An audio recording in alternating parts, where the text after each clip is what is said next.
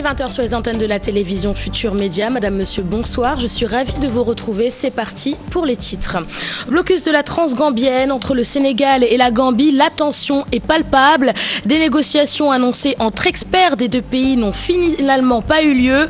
D'après l'ancien gouverneur de Dakar, le Sénégal doit durcir le ton et trouver le moyen de se passer de la Gambie. Et puis, la supposée rencontre entre officiels sénégalais et gambiens. Le journaliste Frédéric Tendeng lève un coin du voile. D'après lui, des responsables de la société d'eau et d'électricité gambienne sont venus au Sénégal pour acheter de l'huile de moteur, une huile destinée à des centrales d'électricité en difficulté suite au blocus de la Transgambienne.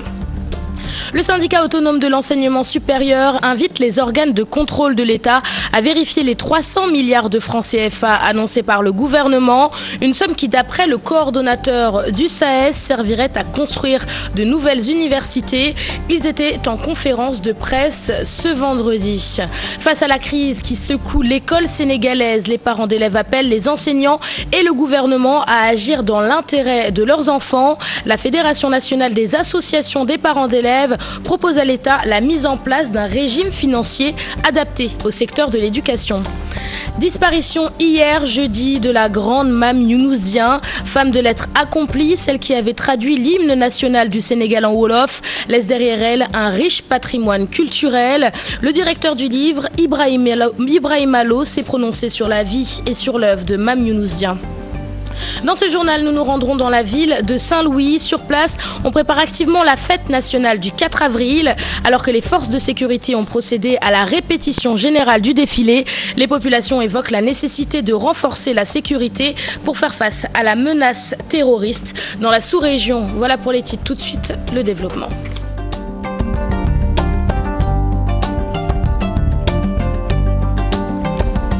Bienvenue à tous et merci de vous informer sur la télévision Futur Média. Depuis le blocus de la Transgambienne, les relations entre le Sénégal et la Gambie sont quelque peu tendues. Pourtant, des négociations entre les deux pays étaient prévues. Elles n'auront finalement pas eu lieu. D'après l'ancien gouverneur de Dakar, le Sénégal doit durcir le ton et trouver un moyen pour se passer de la Gambie. Nafissatou Silla et Mohamed Tiens. La Gambie et le Sénégal, des relations en dents de scie depuis l'arrivée de Yaya Jammeh au pouvoir. Et pourtant, beaucoup de facteurs lient les deux pays. Pour Saliou Sambou, cette situation est déplorable. Ce n'est pas possible qu'avec la proximité sociale, avec la proximité au niveau des ethnies, avec la proximité même en tout, mais on ne peut pas comprendre qu'il y ait des problèmes aussi aigus entre le Sénégal et la Gambie. Ce n'est pas possible. L'ancien gouverneur de Dakar et fils de la Casamance estime que le Sénégal doit camper sur sa position et saisir au même titre que la Gambie la CEDEAO. Si le Sénégal ferme toutes ses frontières aériennes, maritimes et tout, comment est-ce que la Gambie va faire? Mais ce n'est pas possible. Or, c'est la Gambie qui porte plainte contre le Sénégal. Il y a longtemps que moi je dis qu'on aurait dû porter plainte parce que les lois de la CEDEAO font que le passage, le pont, est une obligation. Cette situation instable entre les deux pays cause plus de préjudice à la Gambie qu'au Sénégal, selon Saliou Sambou. C'est la Gambie qui va connaître, parce que le poumon de la Gambie, c'est le Sénégal. Si le Sénégal compresse, la Gambie va étouffer. Et c'est la Gambie qui nous pose des problèmes. Mais en fait, diplomatiquement, le Sénégal a été très habile. Pour retenir tête à Banjul, l'ancien gouverneur de Dakar conforte l'idée du contournement ou de la construction d'un nouveau port à Ziguinchor. Un grand port d'éclatement qui servirait non seulement à la Haute-Casamance, mais à Tambacounda et qui servirait même au Mali, peut-être même à la Guinée-Bissau. Comme ça, on aura notre revanche sur la Gambie. Et c'est la Gambie qui va se courber et supplier vraiment comme elle le fait actuellement. Moi, je suis d'accord pour qu'on continue maintenant à faire le voyage par Tambacounda. Plusieurs négociations ont été annoncées depuis le dernier blocus de la Transgambienne, des négociations bilatérales qui ont avorté. Pour l'heure, aucune démarche officielle n'est entreprise pour normaliser les relations entre les deux pays. Nous restons avec le blocus de la Transgambienne. Frédéric Tendeng lève un coin sur le voile, du voile sur la supposée rencontre entre officiels sénégalais et officiels gambiens. D'après le journaliste, il s'agissait de responsables de la société d'eau et d'électricité gambienne. Ils se seraient rendus au Sénégal afin d'acheter de l'huile de moteur destinée à des centrales d'électricité en difficulté suite au blocus de la Transgambienne. Je vous propose d'écouter Frédéric Tendeng. Ses propos sont recueillis par Chérif Dia. C'était une véritable farce. Ce que vous avez vu dans cet hôtel-là, c'est des représentants de la Société nationale d'électricité, d'eau et d'électricité gambienne, qui s'appelle NOVEC. Ils étaient venus à Dakar pour chercher de l'huile moteur pour les groupes électrogènes des centrales de Koutou et de Serekunda. Ils ont réussi à avoir une certaine quantité d'huile moteur parce qu'aujourd'hui, avec le blocus, il n'y a plus d'huile moteur, il n'y a pas de fuel. Il y a des centrales, des groupes qui sont à l'arrêt, mais il y a d'autres groupes qui continuent à tourner. Mais aujourd'hui, il se pose un problème. Leurs huiles moteurs sont en mauvais état. Donc, ils ne peuvent plus lubrifier les moteurs. Et qu'est-ce qui se passe? Il y a un risque énorme que ces centrales-là coulent. Et ils sont venus acheter de l'huile qu'ils ont voulu faire passer par le port de Dakar, mais ils ont été arrêtés. Donc, ces huiles-là leur ont été repris et ils sont retournés à l'hôtel. Et qu'est-ce que le président gambien en a fait? Il en a saisi l'occasion à l'Assemblée, comme ça a coïncidé hier avec l'ouverture de la session ordinaire de l'Assemblée nationale gambienne, pour faire croire à son pays que le Sénégal est contre lui, que tout le monde ne l'aime pas et que la voie à suivre, c'est l'islam. Okay. Il a saisi l'occasion pour annoncer qu'il va mettre sur la table des députés un projet de modification de la constitution gambienne pour faire en sorte que la charia soit appliquée comme la loi de référence pour les musulmans gambiens. Okay. Donc aujourd'hui, c'est lui qui paie en premier les conséquences de ce blocus à la frontière. Jammeh aujourd'hui, il a toutes les difficultés du monde pour entretenir sa clientèle politique, pour entretenir ses réseaux d'affaires, ses réseaux d'oligarques et son réseau de corruption. Éducation avec la conférence de presse ce vendredi du syndicat autonome de l'enseignement supérieur. Le CS invite les organes de contrôle de l'État à vérifier les 300 milliards de francs CFA annoncés par le gouvernement. Pour Yankhoba Seydi, cette somme annoncée par le ministre de l'enseignement supérieur servirait à construire de nouvelles universités. Écoutons-le, ses propos sont recueillis par nos confrères de la radio Futur Média. Voici ces projets-là, toutes ces maquettes-là. Vous entendez université de tel et non de tel. C'est cela en réalité, le coût de ces dépenses-là qui en projection s'élève à 300 milliards 719 millions de francs CFA. Le document est là. Ça, c'est juste la synthèse, le résumé, les réformes en 10 points. Alors, quand un gouvernement ose falsifier la vérité, à ce point, rien que pour mettre en mal un syndicat sérieux comme le SAES, avec non seulement la population, mais les étudiants, puisque vous vous entendez tous dire oui, il faut qu'il n'y ait pas de session unique et que les enseignants s'engagent à ceci et cela. Le rappel que je fais ici, c'est simple. La session unique qu'il y a eu l'année d'avant n'a été que le fait du gouvernement. Et puis face à la crise qui secoue l'école sénégalaise, la Fédération nationale des associations de parents d'élèves appelle les enseignants et le gouvernement à agir dans l'intérêt de leurs enfants. La FENAPES propose à l'État la mise en place d'un régime financier adapté au secteur de l'éducation, puisque selon ces parents d'élèves, c'est l'argent qui est à l'origine du contentieux entre les enseignants et l'État du Sénégal. Fatou Bintou Conté et Mohamed Dian. L'école sénégalaise encore en crise, les séries de grèves se répètent. La Fédération nationale des associations des parents d'élèves tire la sonnette d'alarme et appelle les deux parties à regarder l'intérêt supérieur de l'élève. Mettre la centralité sur l'enfant, c'est ce que nous avions souhaité. Que les gens pensent vraiment à l'enfant et à l'avenir du Sénégal. L'argent que nous sommes en train de dépenser aujourd'hui doit être payé et restitué par nos enfants qui sont là et qui vont grandir et qui vont être demain les tenants de l'État. Par contre, on leur doit vraiment une bonne éducation. D'ailleurs, pour le secrétaire général de la FENAPES, l'État doit trouver un régime financier adapté à l'éducation, dans la mesure où le nœud du problème demeure l'aspect financier. Nous avions en son temps demandé à ce qu'il y ait un fonds pour le développement de l'éducation. Ça tarde à venir. Sinon, on n'a qu'à trouver un régime financier adapté à l'éducation. Dès lors, ces parents d'élèves appellent le gouvernement à respecter ses engagements et aux enseignants d'être plus patients pour la satisfaction de leurs plateformes revendicatives. Je pense que les ministres en charge de l'éducation et les ministres des Finances, ainsi que le ministre du Budget, le ministre de la Fonction publique, le ministre de l'Habitat, ces ministres-là devraient exprimer davantage la volonté du président de la République à régler ces problèmes. La crise profonde qui secoue l'école sénégalaise mérite introspection et les parents d'élèves lancent un appel aux deux parties à faire preuve de plus de souplesse. Parlons religion avec le lancement hier jeudi du Conseil supérieur des associations des maîtres coraniques du Sénégal.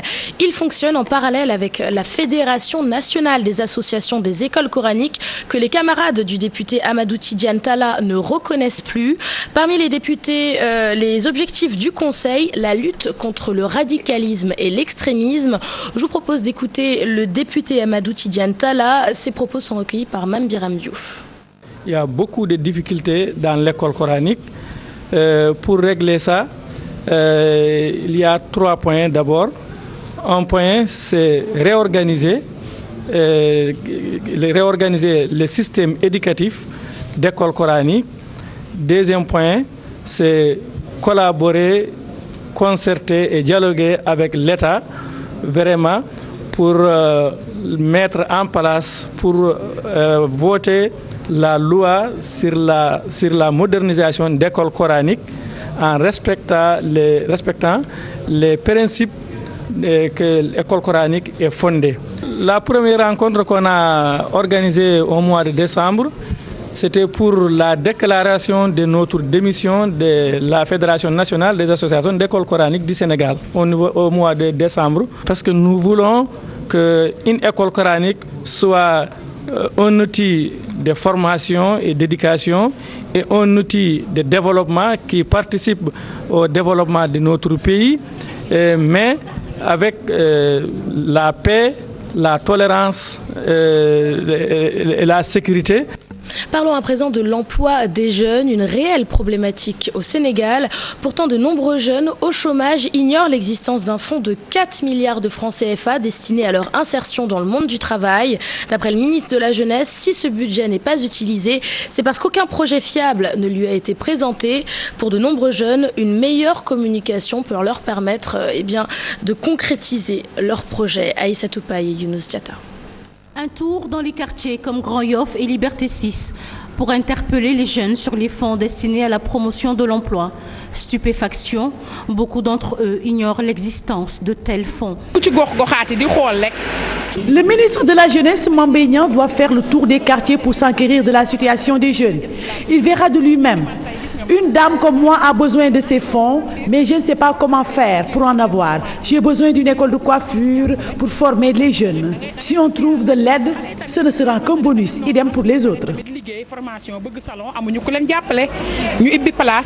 Une descente sur le terrain, plus de communication, sans doute la clé du succès d'un projet d'une telle envergure. Allouer un fonds aux jeunes, mais va vers aux jeunes, d'abord ciblé en quelque sorte.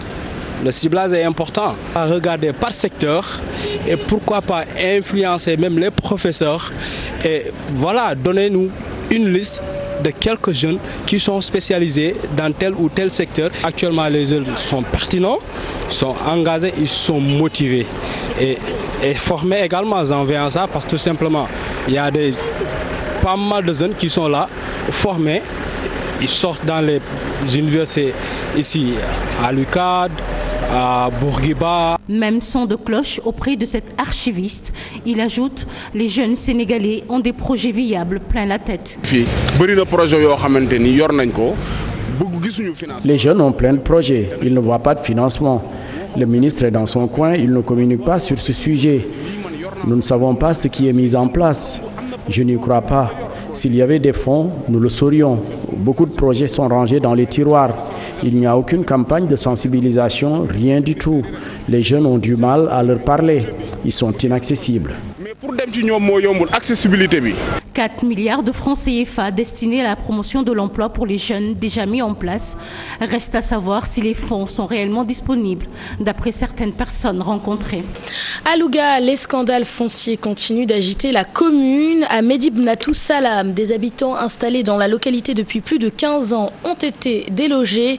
Tous les détails, c'est avec notre correspondant Tierno Fall. Ces populations sont dans la rue pour dénoncer ce qu'elles considèrent comme une injustice faite à leurs égards. En effet, selon ces chefs de famille, ils ont été délogés des terrains qu'ils occupaient depuis des années pour les vendre à d'autres individus.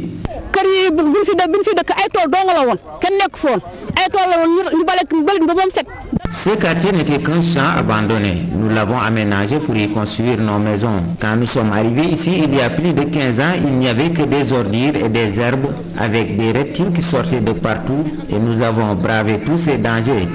Aujourd'hui, ils veulent nous déplacer ailleurs. Ça, nous ne l'accepterons jamais. Face à cette situation, ces pères de famille demandent aux autorités d'intervenir pour réparer cette injustice.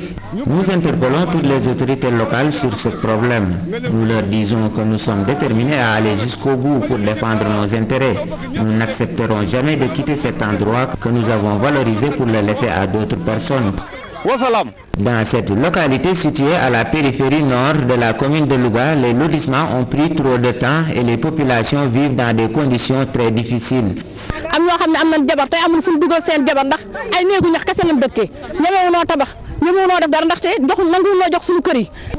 Ici, nous rencontrons beaucoup de difficultés.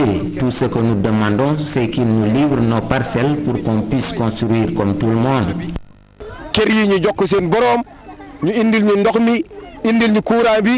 À signaler qu'à Louga, on assiste depuis un certain temps à un bradage du foncier qui indigne tous les Lougatois. Dans la commune, il ne reste pratiquement plus d'espace. Presque toutes les réserves ont été morcelées et attribuées d'une manière très nébuleuse.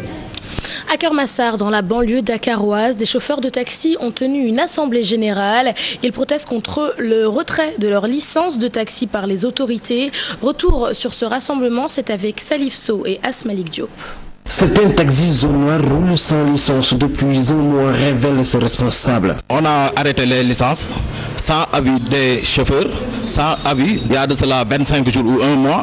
Nous lançons un appel au président de la République, au ministre des Transports terrestres, de veiller de cela. Après les minibus et les taxis banlieues, place maintenant au renouvellement du parc automobile des taxis jaunes, noirs et des gros porteurs. Un ambitieux projet que doit accompagner un tissu urbain étoffé, pensent les habitants de Kermassar. Il y a beaucoup de personnes qui se convergent au niveau de Kermassar à 18h, les Kandiaganyay, également les Tata. Aujourd'hui, on veut créer une route de contournement, en tout cas pour désengorger un peu en fait Kermassar, quoi. Donc, raison pour laquelle on lance un appel au président de la République, parce qu'on avait en train de faire les premiers réglages.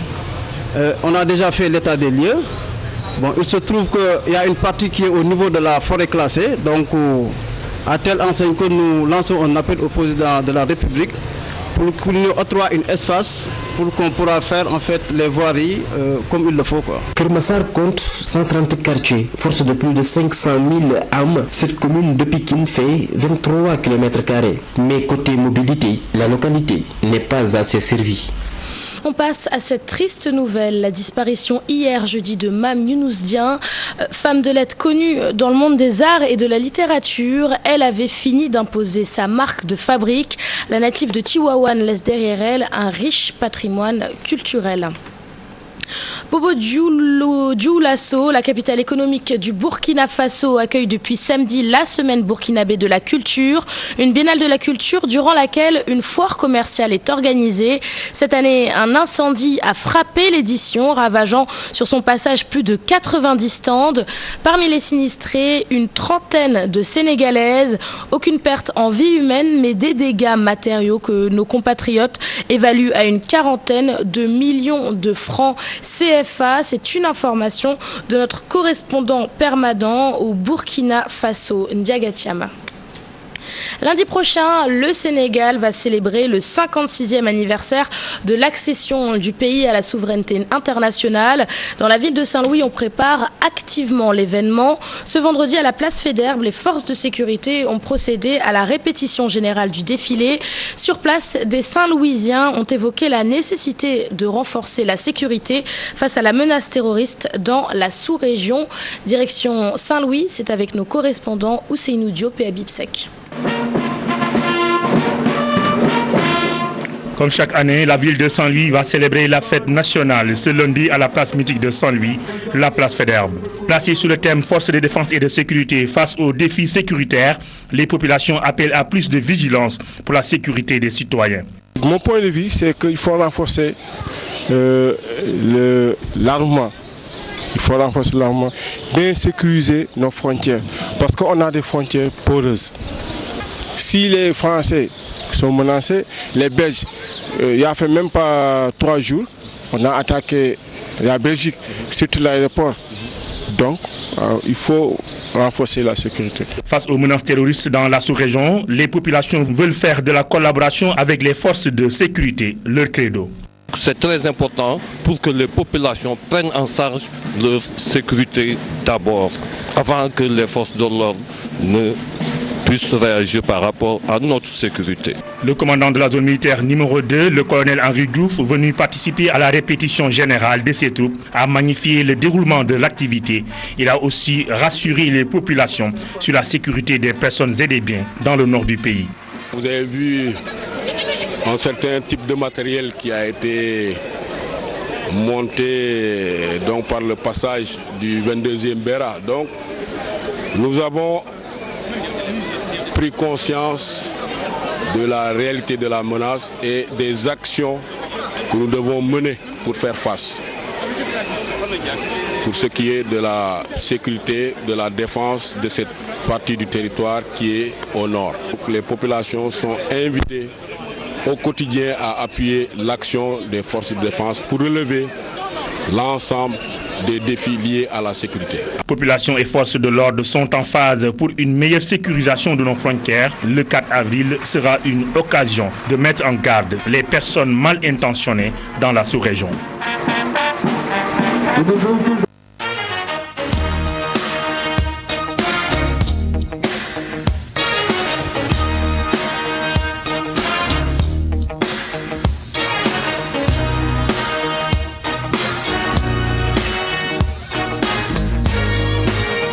Bienvenue dans la page des sports. La pose de la première pierre de l'arène nationale annoncée pour le 7 avril prochain. Une infrastructure qui va coûter 32 milliards de francs CFA. La durée des travaux est estimée à 28 mois. Le ministre des Sports faisait face à la presse ce matin. Retour sur ce qui a été dit avec Chertidiane Diao et Younous Diatta. Le monde de la lutte en rêvait, il est en passe de se matérialiser. La pose de la première pierre de l'arène nationale se fera ce 7 avril à Pikine Nord. Le président de la République a décidé lui-même de ne pas envoyer le ministre des Sports, mais il viendra poser la première pierre pour montrer son engagement à accompagner le sport sénégalais et plus particulièrement aussi la lutte. Ces instructions aussi qu'il nous a données nous ont permis de rencontrer l'ensemble des segments de la lutte. L'infrastructure Omnisport va coûter 32 milliards de francs CFA, dont 6 qui seront décaissés par l'État du Sénégal. Le coût, tout le monde sait que le président de la République, avec ses relations, a trouvé au total la subvention de prêt sans pourcentage de remboursement, sans frais. Et si on fait la somme, tourne autour de 26 milliards. Mais la Voilà, et on s'excuse pour la qualité du son sur cet élément qui n'est visiblement pas bonne. On passe au basketball. La première en National 1 de Kaolack Basket Club se passe difficilement. Que des défaites depuis le début de saison pour le club du Saloum. Je vous propose de suivre ce reportage. Il est signé Sadibou Diarra, Chertidiane Diao et Younous Diatta. Promu cette saison en National 1 féminin, Kaolack Basket Club vit une première difficile. Logés dans la poule A, en compagnie d'équipes expérimentées comme AS Ville de Dakar, les Kaolackoises n'ont enregistré aucune victoire en 8 journées de championnat. Kaolack vient juste de monter, on est là pour apprendre, mais aussi rester en première division. Notre poule est difficile, mais on garde espoir, on progresse vraiment ce cours de saison. Si vous demandez aux équipes qui nous ont battus, elles vous le diront. équipe yi ñu gagné yëpp fii Dakar ak équipe yi ñu gagné Kaolack yëpp ku si nekk boo ko laajee sa match bi nga joué waa Kaolack dinañ la am lu ñu si mën a nettali. L'optimisme est pourtant toujours de rigueur dans les rangs de Kaolack Basket Club. Yaay Khouri Dior croit encore au maintien lors des playdowns. xale yi ñu ngi monter en puissance par rapport ak match yi si la ñuy jàngee si la équipe bi di door mu yéegee daal. Nous montons en puissance. Notre problème, c'est juste le manque de moyens. Cependant, les Kaolackois commencent maintenant à nous soutenir. Nous allons nous maintenir en première division. Je pense même que nous allons gagner un match avant la fin de cette première partie de saison. Plus que 2 rencontres à Kaolack Basket Club pour espérer remporter au moins une victoire dans la saison régulière. Un objectif difficile, mais pas impossible. C'est la fin de cette édition, merci de l'avoir suivi. Je vous souhaite un très bon début de week-end et je vous dis à demain à 20h pour les informations. Et je passe la parole à Bouba.